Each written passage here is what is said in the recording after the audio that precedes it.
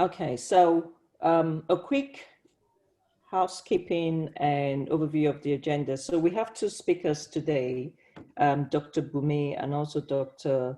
Um, Matsukia, who would actually be doing the sessions today. So we would start off with their own presentation, at the end of which we would have a question and answer session. During the question and answer session, you have a few choices on how we want to do this. You can actually ask your questions directly, or if you want to anonymize your questions, you can actually use the chat box, and from that, I can actually present the question across to our presenters today to address. So that's what we're going to be doing.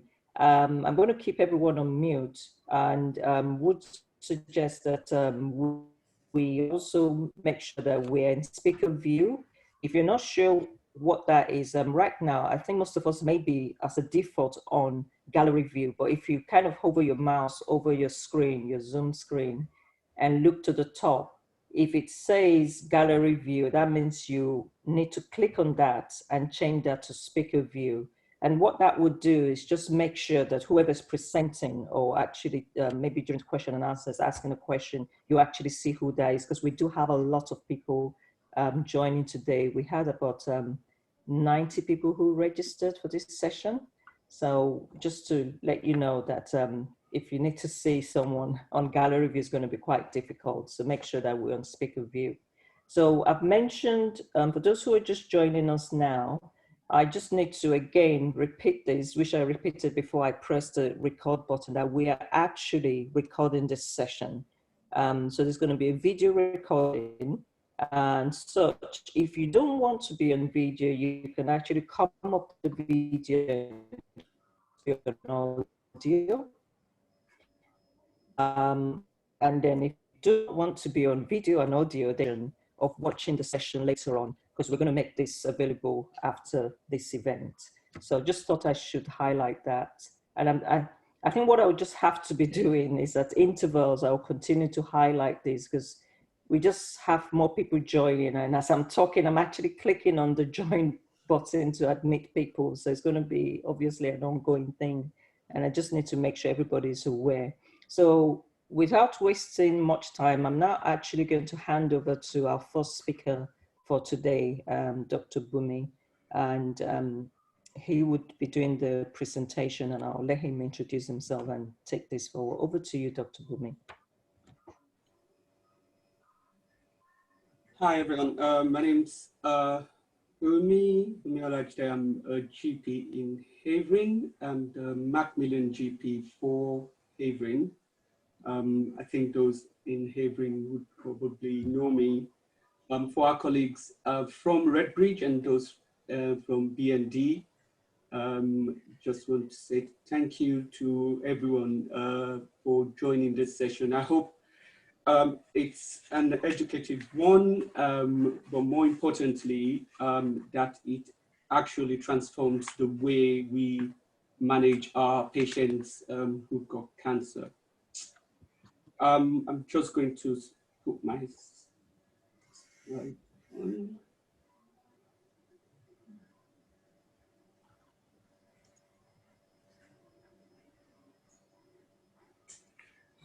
Okay. So as I said, my name is Bumi Olajide. I'm the Macmillan GP for Havering. And I'm going to start off kind of just giving a general overview on cancer care reviews.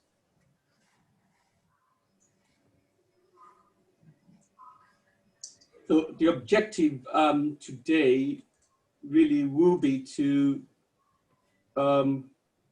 try to get the importance of cancer care reviews across. Also touch on how to carry out a quality cancer care review, which is important, not just doing the reviews, a tick box process, but getting a quality cancer care review done. How to facilitate effective personalized care and support. And for that, I'll be touching briefly on what is done by our local trust, that's the Queen's Hospital.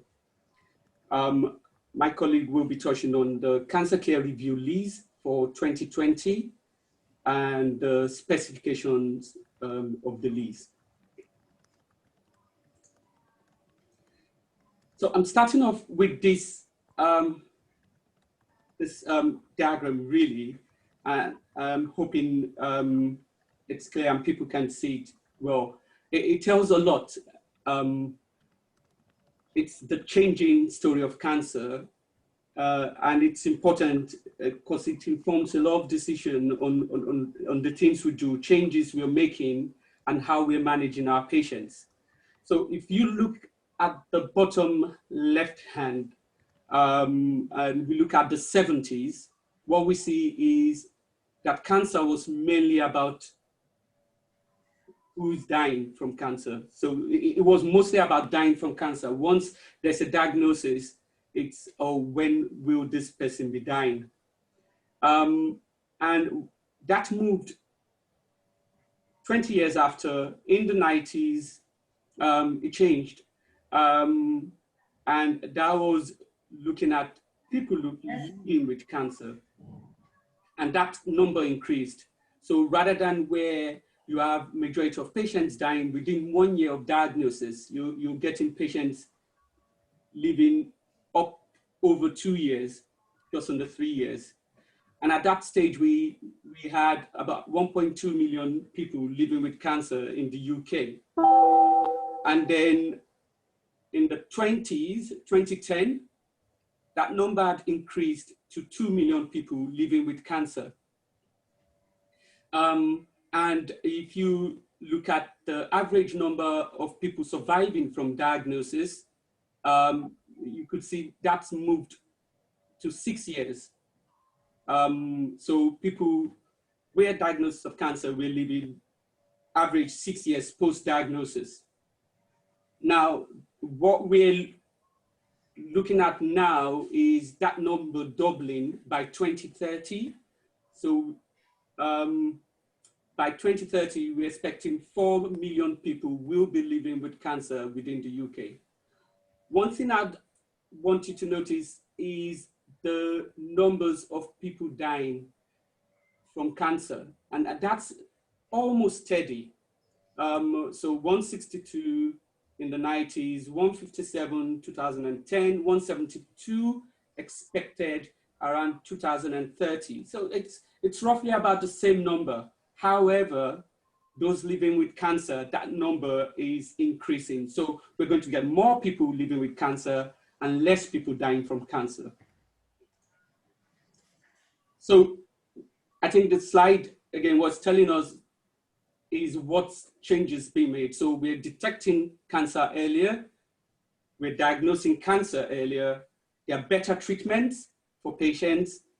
And what that has done is it's made cancer move from an acute condition to a long-term condition. And we're having more people living with and beyond cancer. In primary care, a typical full-time GP would see 8 to 9 cancer cases per year. Now, putting in mind, those are new cancer cases. And there will be a lot of patients we would see that their symptoms actually could be cancer. So what I'm saying is that number is usually higher. Now, of all the patients in a practice list, I think there was one study that was looking at patients in a practice list, and it was saying about 35 patients per 1,000 would have cancer, either living with or newly diagnosed at a particular time. So over half of these would have been diagnosed 5 years from the time you start taking note. Cancer patients tend to attend more frequently. Many of them would have unmet needs, and 1 in 4 would experience the consequence of either cancer itself or the treatment. Again, this slide just points to what we're seeing in primary care, and that's coexisting conditions with cancer. So the top of the list is hypertension at 42%. But yes, hypertension, obesity, mental health issues, diabetes, we're seeing that coexisting with cancer. And on the right, it just shows what proportion of patients. So 22% would have one long-term condition with cancer, and about 29% of patients would have 3 or more long-term conditions with cancer. The treatment for cancer, that's changed over the years.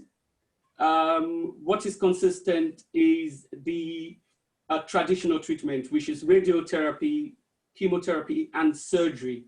But now we have immunotherapy. And what's changing also is we have in combination treatments, or at times no treatment at all. Now, the consequences of treatment.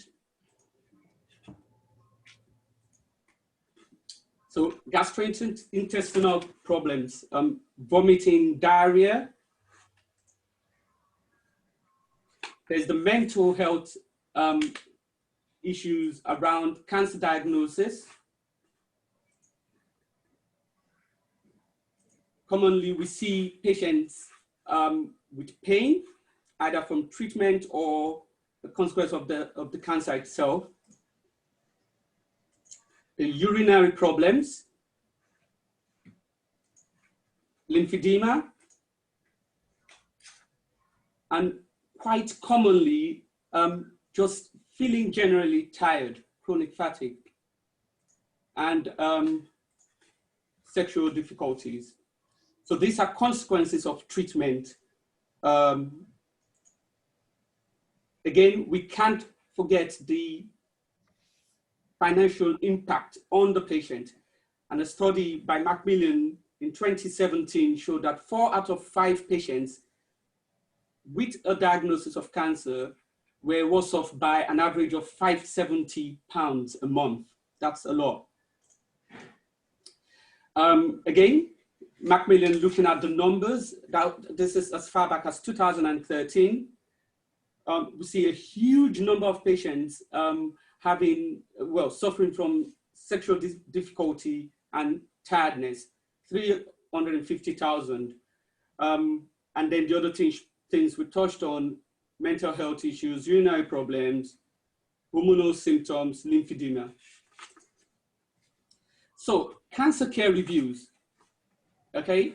Now what we know is they're traditionally carried out by the GP, and they're done within 6 months of a diagnosis or the practice being notified of a cancer diagnosis. That's SCOF.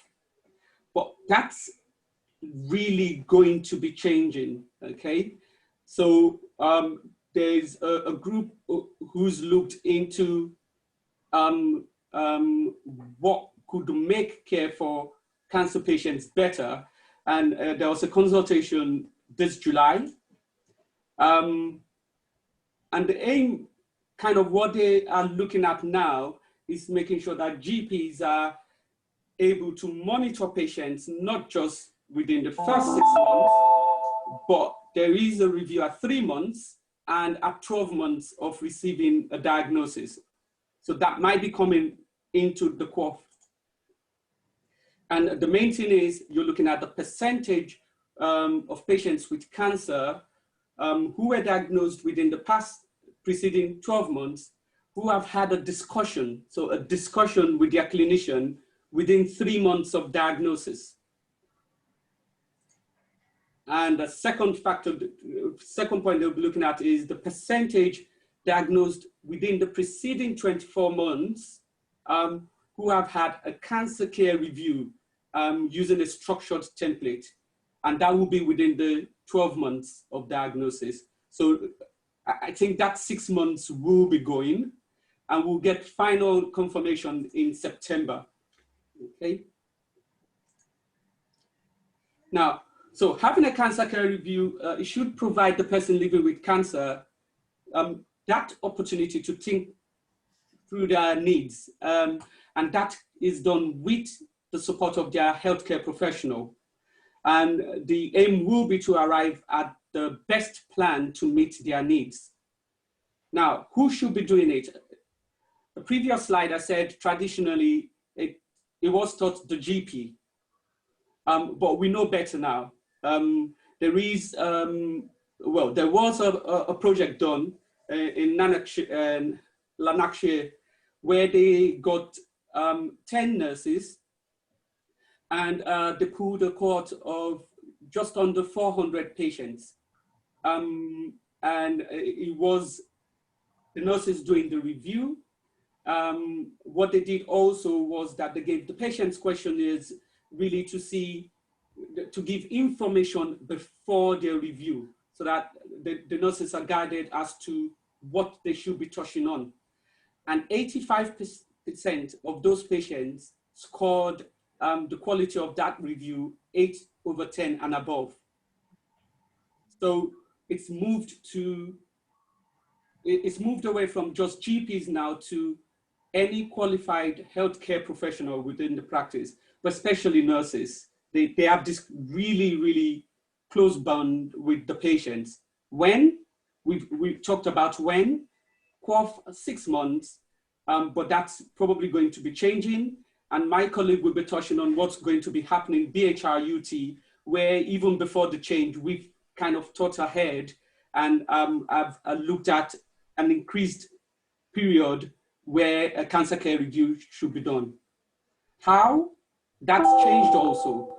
Where there was always a push for face-to-face, with the advent of COVID, we know better now, and we know we can do consultations remotely. Okay, so how do we carry out an effective cancer care review? The first thing is considering cancer as a chronic disease. As I said, we're getting more people now living with cancer. So it's looking at it as a chronic disease review. So that's the number one rule, the first thing. Now, it's important to use a dedicated appointment slot, and the least touches on that, but it's a dedicated time for the patient. What would help also is suggesting the patient can be with friends or family or a carer.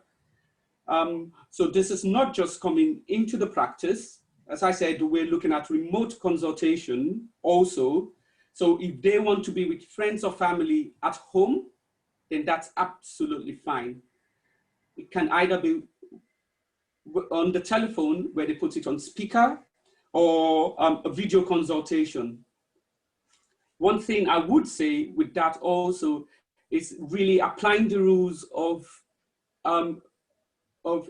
video, how do I put it now? Not the rule of video consultations, but applying the rules with anything you're doing remotely now. So if you're having a webinar, for example, and as I'm speaking, you want to make sure that there are no distractions. You don't have the doctor popping into your room, or the nurse popping in, or someone ringing, or someone knocking, because you don't want any distractions at all.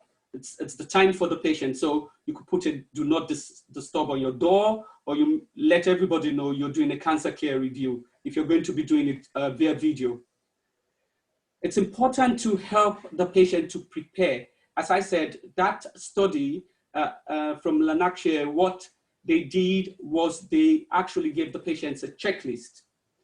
What we've got available now is we've got a Macmillan's concerns checklist, which I'll be sharing with you. Now, we need to also check with the patient their understanding of their treatment to date. That would help us in discussing the consequences of treatment and which side effects they are having. Again, I'll be touching later on treatment summaries and holistic needs assessments, which are done in secondary care. So I talked about the Macmillan concerns checklist, and this is how it looks. I hope everyone can see that. And the patient can fill this in before they actually come for their review, and it touches on their physical concerns, practical concerns, spiritual needs, information, and they just stick on where they really feel they want a discussion around. And that would help kind of guide the review also. So this is available on the Macmillan website, but again, I'm more than happy for you to contact me or my colleague, Dr. Viber, and we can get you to, we can link you up to get copies of this for your patients. Again, still talking about an effective cancer care review. It's an opportunity to do a medication review. So you're looking at all the patient's medicines. Remember at the beginning of this talk, I was talking about the increased number of patients with comorbidities. So they've got other existing conditions. So you want to do a full medication review in addition to a review with how they're coping with their cancer, treatment, what side effects and things like that, okay? You want to choose a good template and that we're providing already. My colleague will talk about that when we talk about the lease. With regard to support, there's a lot of support available online. And that website, bmcmillan.org, is one to look at. It's so much information. And as I said, the good thing with the BHR area is we've got quite a number of doctors with special interest in cancer care. I think we've got 3 Macmillan GPs and 3 cancer leads with the CCG. So you're free to contact any one of us and we will be able to provide more information. With cancer care reviews, you want to use it as a chance for health promotion. So it's the time to talk to your patient about exercises, being physically fit, their diet, things like that. That's the opportunity to discuss it with the patient. And most importantly, coding. You need to code it right. So it's coding for treatment. If the patient is having chemotherapy, it's the time to coding chemotherapy on the system. If they're having surgery, you code in surgery. The diagnosis is really the time to get the appropriate code on, because this helps in the long run. So effective cancer care reviews, just go back, consider it a chronic condition, really important. Prepare your patient, that's point 4, just a checklist for them before they come, and this is what you can use. And really health promotion, really a good chance to do health promotion, really. And talking about support, things like the Macmillan cards, that's a radar key, the key there, that opens up over 70% of public toilets, and patients who have that, if they have gastrointestinal complications or diarrhea or things like that, rather than looking for the key at the train station or the airport, they can use that key. It's called the radar key. Havering Carers Hub for carer support. Yeah. Now, I said I'll be touching briefly on personalized care. I think I've just got a few slides more and that will be me done. So we want cancer care for our patients to be personalized. The aim is to make sure you're having a supportive conversation with your patients. I think it's really important to understand what is important to the patient and how we can help as healthcare professionals. The cancer care review affords us that opportunity to identify what support they may need and how to signpost them to self-management or get an idea of how they're already self-managing. Also, for a lot of patients, it's that opportunity to help reduce or resolve anxiety, okay? So the main aim of personalized care will be to support people who live with cancer, and that support will be in a way of developing their knowledge, their skills, and their confidence in managing their health, okay? So what's done locally? My colleague at the Queen's Hospital, she's the Macmillan nurse, well, she's the cancer lead nurse. She's done a small study locally around what is the main concerns raised by patients, and 4 things keep popping up. That's worry, and worry will be stress, anxiety, depression. So that's the psychological aspect of cancer and the treatment. Finance and money, tiredness, and then this feeling of uncertainty, not knowing what would happen or where they're going. Now, what they do at the hospital, or if I say what they should be doing consistently, is a holistic needs assessment for patients. So locally, they're already doing that with using the Macmillan tool. Just before the COVID period, they're managing around 50% of patients would have had this. That dropped to about 29% during the COVID period. But my understanding is they're really looking to kind of get things up and running again. Treatment summaries, that's the other thing. There are 3 departments presently who are giving treatment summaries. I'm not sure how many of my colleagues on this webinar have seen treatment summaries. So hematology, breast, and colorectal teams are already doing that. That's the information I've been given. Again, they're not doing it for all patients, and they're achieving about 19% to 25%. So it is low, but this is something we can be pushing, because those summaries are given to patients and it should be sent to the GPs also. And those summaries would contain the diagnosis and the staging, what the treatment the patient is having, and any side effects. They also give information on late side effects to be mindful of, and some information for the clinician to know what signs and symptoms would make them refer the patient back to secondary care. Okay. It also touches on the patient's well-being, and kind of, is the patient already assessing services to help with well-being, or is there an advice for a GP to help the patient assess those services? I think that's me done. I say thank you. And now I'll be passing you over to my colleague, and that's Dr. Makuta.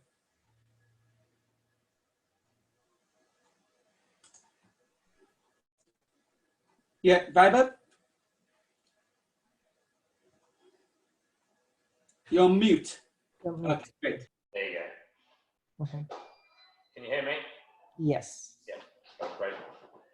Hi everyone, so I'm Dr. Mathukia. I'm the Macmillan GP for Redbridge, so most people from Redbridge should hopefully know me, and hello to everyone in Havering as well.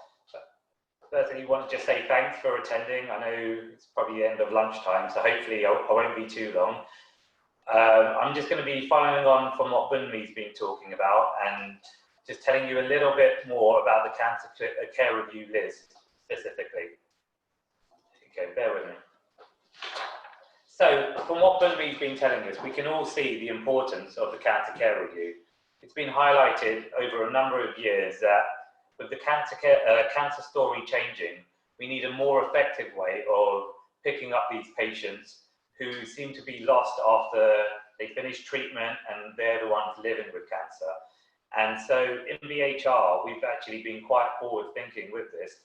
2 years ago, we had a Liz for Cancer Care Review, and to kind of build on that momentum, we've now devised another, or the CCG together with us have devised another Liz, which incentivizes practices to perform high quality cancer care reviews. So I'm just going to tell you briefly about the Liz and the specification. So as you can see from the slide, the eligible patients are invited for a cancer care review, and we ask practices to give them 30 minutes to perform the review. As Bunmi has said, we're happy for any healthcare professional to be doing the LIS. So that can be GPs, pharmacists, nurse, healthcare assistants, because we understand, as with all the other chronic diseases, our team is really important in performing these checks and these reviews. And so one of the aims of this training is to give confidence to the other healthcare professionals to do these reviews that we've been doing. And again, as Bunmi has said, it can be given we're in these COVID times, this can be done via telephone, video, or if the patient's keen and yourself are keen, you can even do face-to-face. So for the purposes of the LIS, all patients who have been diagnosed with cancer from the 1st of November 2015 will be invited for the cancer care review. So most practices should have already been provided with the list of patients who are eligible for the cancer care review. The searches have already been done by KEG and should be on everyone's clinical system. If you haven't got the list, you can contact one of us, but most practices, the practice manager should be able to identify the patients. We've also added a subset of patients, so the patients who have been asked by the CMO to shield over the COVID period, just as we felt these patients might need that extra support in this period, so we felt this would actually be really beneficial for those patients. The other thing that's part of it is, at the end of the cancer care review, via SurveyMonkey, we're going to be asking all practices to send a link to patients with a survey on how they feel the cancer care review has been for them. It's a way that we can see whether patients find it beneficial and actually the usefulness of the cancer care review. So what I'm going to briefly talk to you about now is actually how to complete it practically.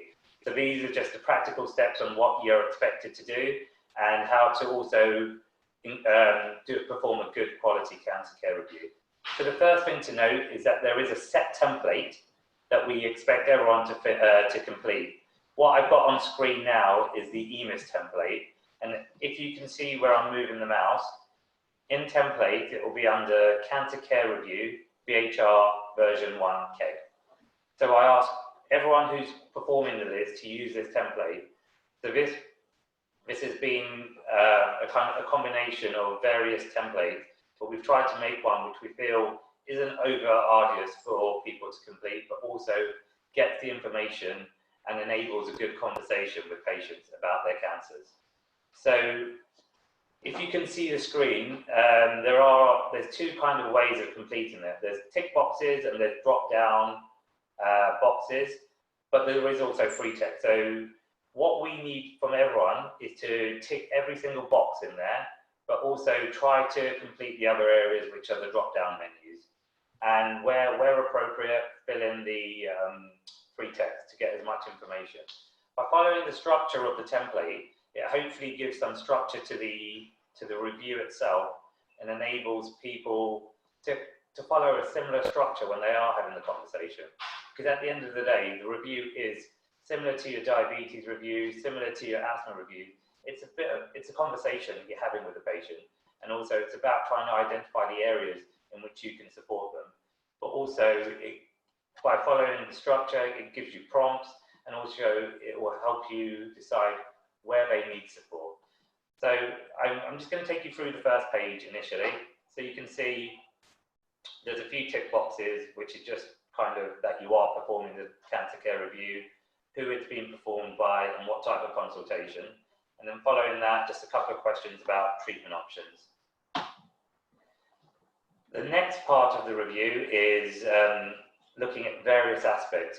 As we know with cancer patients, once they have completed treatment, there are, and as Bunmi said, there are things that sometimes they don't discuss with clinicians or they don't feel comfortable talking about. This is our opportunity to try and find those patients who perhaps haven't come to see us, and they might be feeling a little bit low, they might be having problems with money, or one of the most common complaints is fatigue. It's something that tends to be overlooked, but it's the sort of thing that can crop up. And so in these boxes, there's a lot of free texting here where, say, for example, on health and well-being, it might be a good opportunity to just talk about things such as fatigue, and then be able to signpost them accordingly. And if you look down here, it also gives you some ideas about the sort of ways in which you can support the patient. So, for example, if a patient is feeling low, have you given them the number for IAP, that sort of thing. So again, this is just a continuation of the template, but it's again giving us some ideas about what we need to speak to the patients about. And as Bunmi said, a lot of what we will be talking about is healthy lifestyle, trying to advise the patient on things like this. So this can just confirm that you have had those discussions. And also there is an important section here where we're looking at the carers' details. Just for our own records, it's always good to have this information. So now I'm just taking you to a really important page, which is the additional slide, additional Macmillan resources. As Bunmi touched upon, the Macmillan website has so much untapped information for us to be able to support our patients. So actually what we've done, it just, as you can see, the third part down, on this page, it gives us the links to the website, so you can actually tell the patient there and then during the cancer care review. It gives you the numbers. It also gives you some links to the online community, and actually also another link to Macmillan Grant, which is something that is very important. So, where when patients are having financial problems due to their cancer. So this page is actually really important because when problems arise in the cancer care review, this gives you some resources that you can help the patient with. And then just finally, as I've said, because of COVID, we've added this section about COVID. So it's just something that's not actually required to complete the list, but just it might be a useful discussion point with the patient. So I just thought I'd briefly touch upon the sort of things that might come up in a cancer care review and what sort of discussion you might want to have with patients. As you can see from the slide, every patient is individual, and actually what we are looking to do is make a personalized plan. But these are the sort of things that patients do tend to bring up. Symptoms might be, new symptoms might be something that they discuss. If you don't feel comfortable that you can deal with those symptoms, you can always signpost them to a telephone consultation with a GP or another healthcare professional. Like I said about the fatigue, that's a very, very common complaint of patients, and we'll talk briefly about how you can help a patient with that. And the other elements, these are things that you might not be able to cure, but actually just having the discussion with the patient is a way of supporting them, but also signposting the patient to various resources about this. The other element that I want to talk to you about is social prescribing. So when we are filling in our cancer care reviews, and another element that we can signpost patients to is social prescribing. And there's lots of evidence coming up that social prescribing will actually reduce the number of times that a patient will contact a GP because they are getting that support out in the community. So I just wanted to briefly talk about one way that we can do it in Redbridge. So in Redbridge, or if you can see on EMIS, there's a section here called Health Unlocked. And if you click on that, it will take you to this page here. And then if you click on the Coping with Cancer, for that particular patient in front of you, it will bring up a set of resources locally that you can either email to patients, or you can tell patients to go visit the website. And actually that tends to be a really good support mechanism for some patients. So it's just something I wanted to flag up to let people know that it's another way of supporting patients. Just briefly, I'm just going to touch upon some other things we can talk to patients about when they do bring up problems. So fatigue, as I've said, tends to be one of the most common complaints that patients say during the cancer care review. So this just tells you this is just brief advice on the sort of things you can advise patients to do. So Exercise is really important, and in Redbridge we can actually refer them for the exercise program. Obviously with COVID it's a little bit altered right now, but it is a good resource to have. You can try and help them set some goals, prioritize their activities. Also, therapy might be useful for some of these patients if they are struggling with their day-to-day activities. So this is just some ways that we can suggest to patients during the cancer care review that they can help themselves. Because actually one of the other aims of the cancer care review is really about empowering the patient to take control of their own illness and actually giving them the tools to try to help themselves. So once again, without harping on about Macmillan Cancer Support, just because I work for them, but also they are a great hub of resources. I would encourage everyone to go to this website at the end of the webinar just to see what sort of resources there are for healthcare professionals, but also for the patients themselves, because it's just full of information. You could spend a long time just playing around and looking around. So it's just something, you can see the website down there. And like I said, there's resources for healthcare professionals, but also for patients themselves. This is again, we've touched upon this, so I'm not going to reiterate this, but this just some various resources that you can signpost patients to. So just finally, to finish the cancer care review, it's always good practice to ask the patients if they have any further questions. Signposting to other services that I've talked about. Then really important, if we can get the patients to complete the satisfaction survey. At the end of next week, hopefully, all the links should be sent out to practices that you need to send to patients. And the final really important thing is, please make sure all the boxes are ticked in the template, because that's the only way we'll be able to identify that the cancer care review has been done, and that's the only way payments will be made to the practice. And as we, I haven't touched upon it, but for every cancer care review, there will be a payment of £45. So that's really important. If you don't tick the box, you're not getting the payment. So I can't highlight that enough. So in summary, I think we've touched upon the LIS, and we'll have a bit of time now for questions and answers. But it's a really, really important thing for all practices to be doing regularly. And so we're hoping by getting it set up now, there'll be a legacy where practices do this annually, because there is a gap when after patients, have finished their treatment and they're left from the hospital, where we can fill this gap. And actually, as we are starting to see cancer as a chronic disease, the cancer care review is vital in meeting those needs. So we can play a key role in ensuring patients are adequately supported. This is what I would say in summary. The discussion, it's a conversation with patients.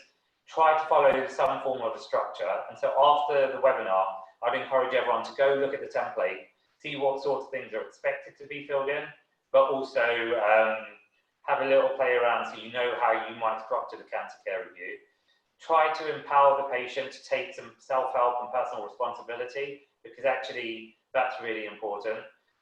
And then also signposting the patient. Okay, thank you very much, and I'll give it back to Comfort now. Bear with me. Okay. Thank you, Dr. Bumi and Dr. Matukia, for the presentation.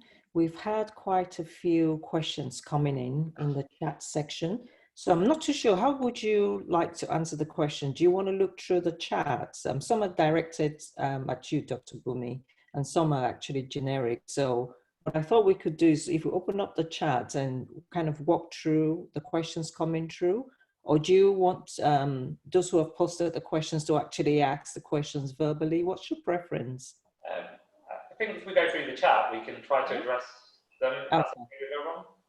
Yeah.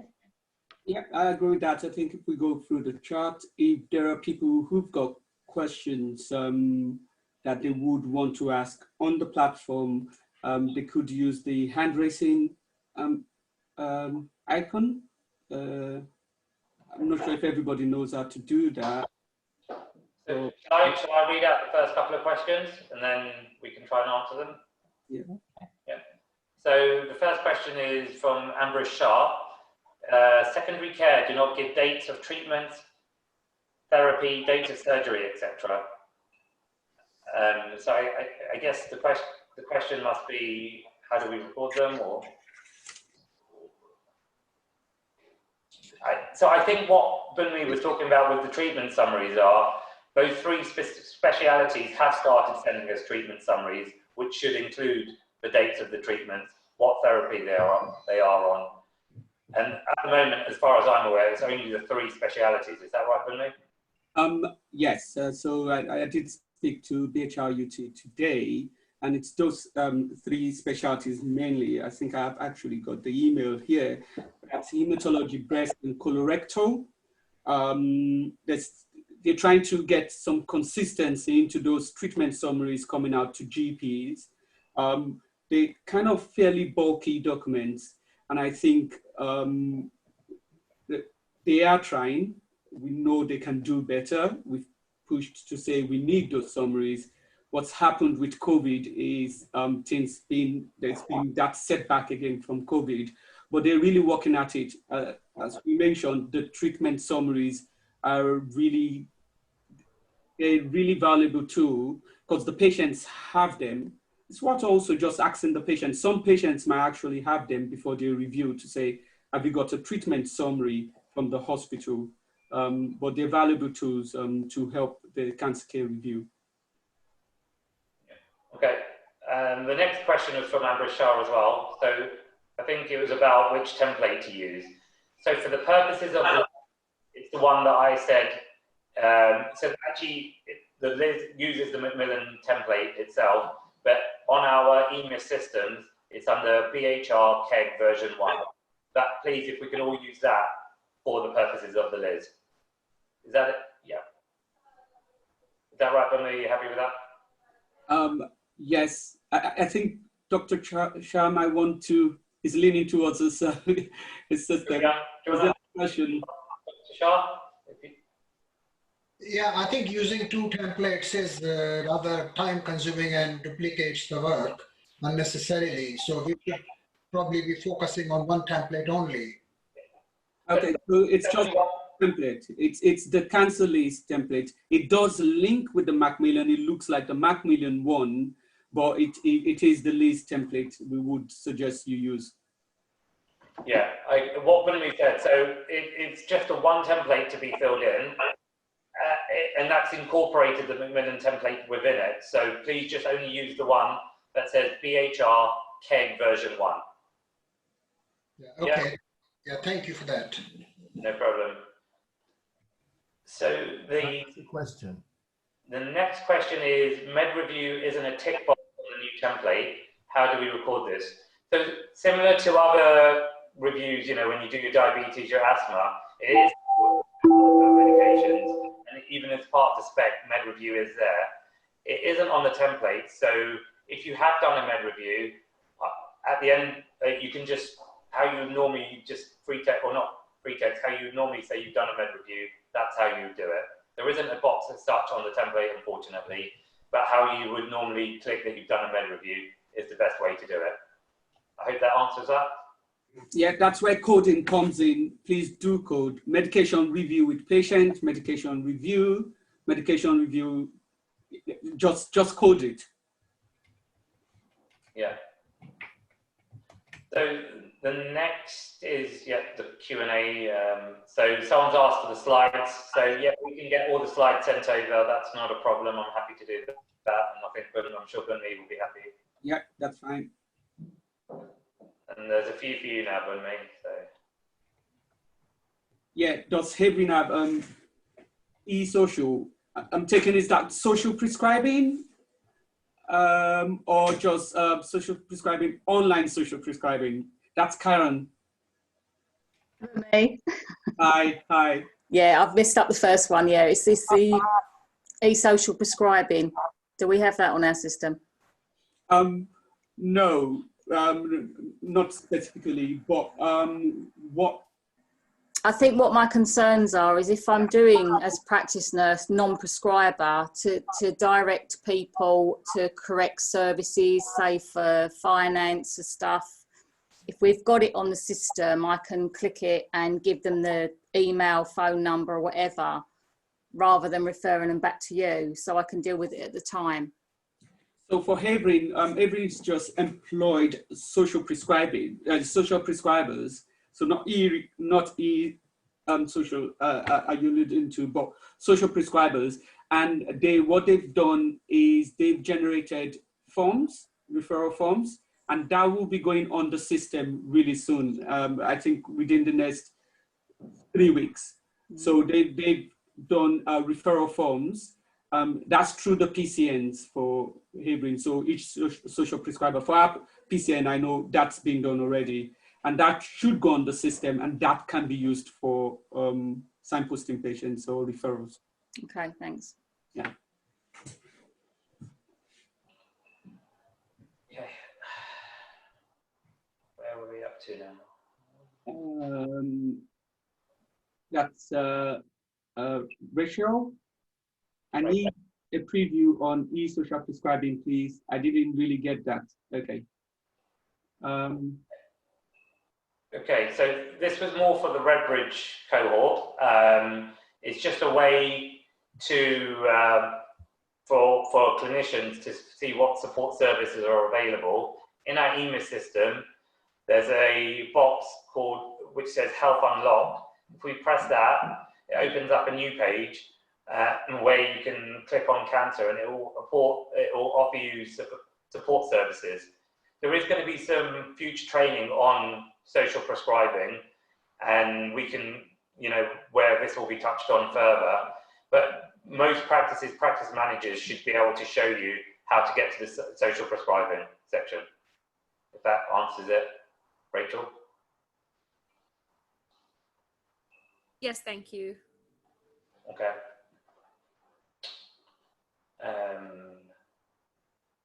So the next question is about, sorry, we're just looking through the questions. Sanjay, are there any other counseling services for cancer patients other than talking therapy, which is already overstretched? So Mcmillan have some good resources. So actually the Mcmillan support line is one option. Obviously we all know IAPT is really busy at the moment, but if they do need counselling and it's an unmet need which you've identified in the cancer care review, then actually IAPT is a good place. But Mcmillan, the number that was on screen before, they do provide support services for patients. So that's a good resource to direct patients to. Is that okay, Sanjeev?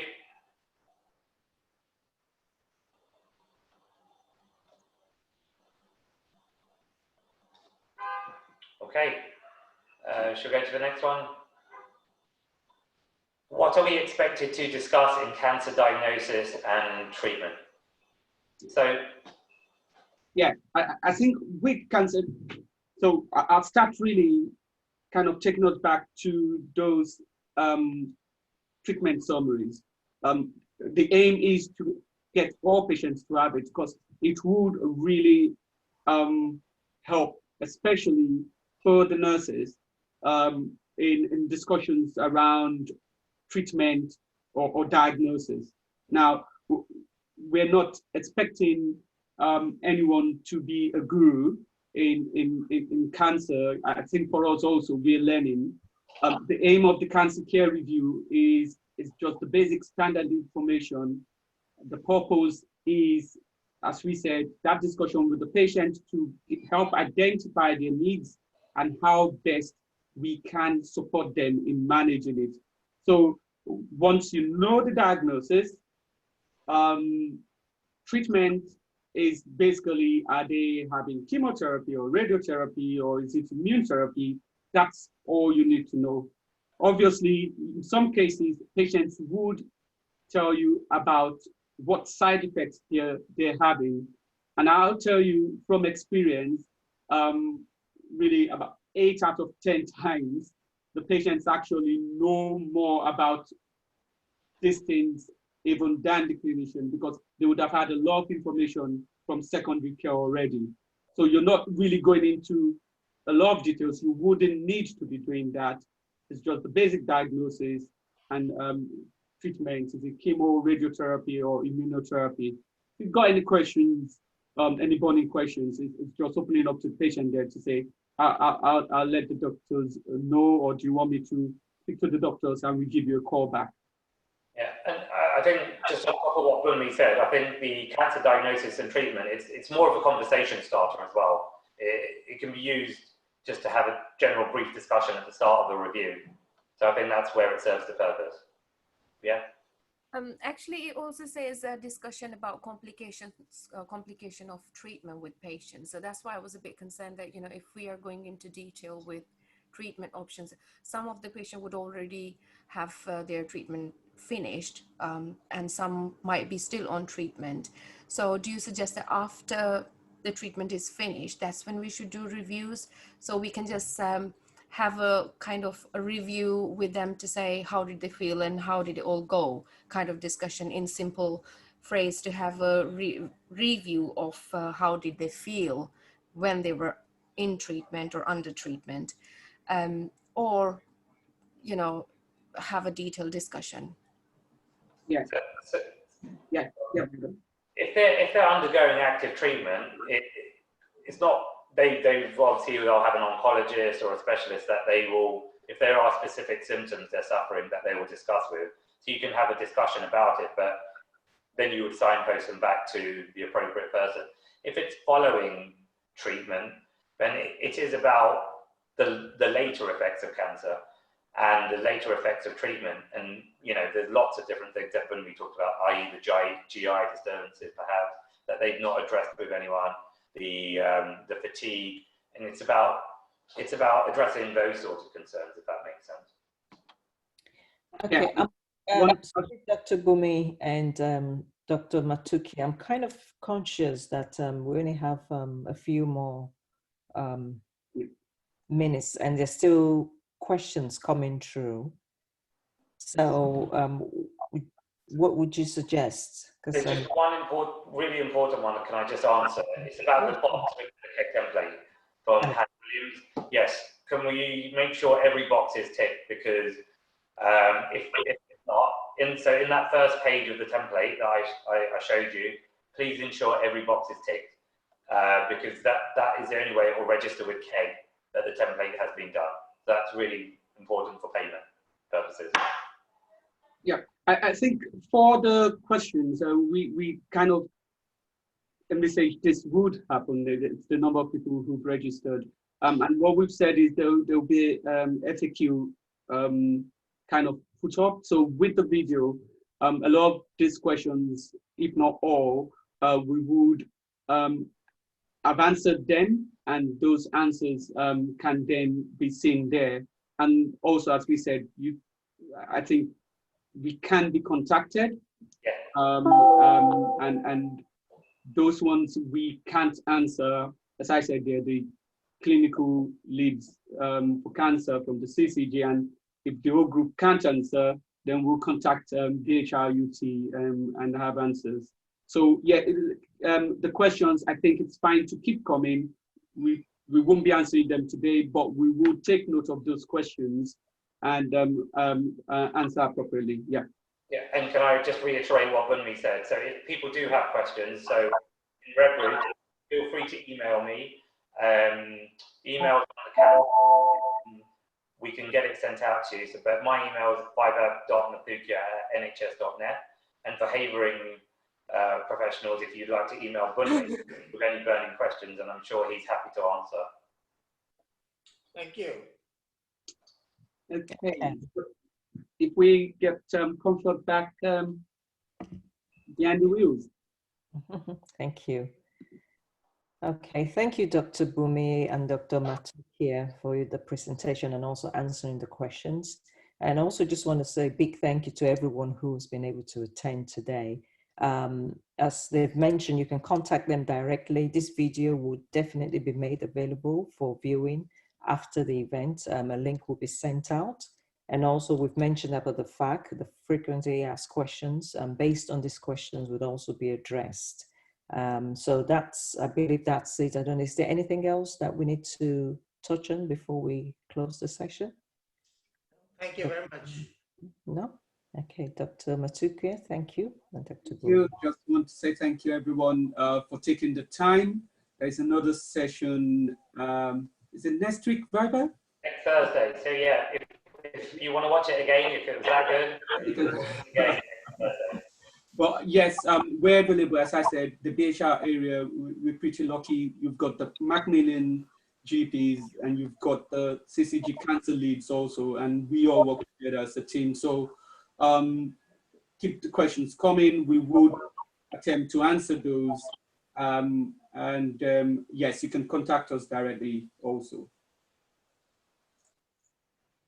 Okay, thank you. Thanks, everybody. And bye for now. Bye.